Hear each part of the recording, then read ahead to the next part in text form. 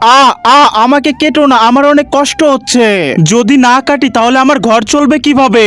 আমি তোমার যে কোনো ইচ্ছা পূরণ করতে পারি। এখন বলো তুমি কি চাও? তাহলে এমন বরদান দাও আমি যা স্পর্শ করব তাই শোনা হয়ে যাবে। ঠিক আছে। এখন দেখো তোমার হাতের কোঠালটাও শোনা হয়ে গেছে। বাবা বাবা আমি স্কুল থেকে চলে আসছি।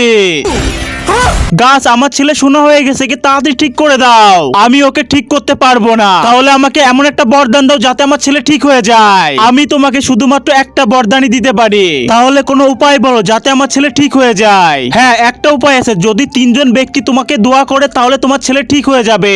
আর শোনো, কেউ যদি বর দোয়া দেয় তাহলে তোমার ছেলে কোনোদিনও ঠিক হবে না। আচ্ছা ঠিক আছে ভাই, কিছু সাহায্য করুন, 2 দিন ধরে কিছু খায় না। এই নাও সোনার কোঠাল। মালিক আপনাকে অসংখ্য অসংখ্য ধন্যবাদ, পড়ার জন্য আপনাকে ভালো রাখে। এখন বল কোথায় পালাবি তুই? ওই ছেড়ে দে ওকে। কি এখন আমাদের সাথে মারামারি করবি? এই মার ওকে। ধন্যবাদ ভাই আমাকে বাঁচানোর জন্য, উপরওয়ালার জন্য আপনাকে ভালো রাখে।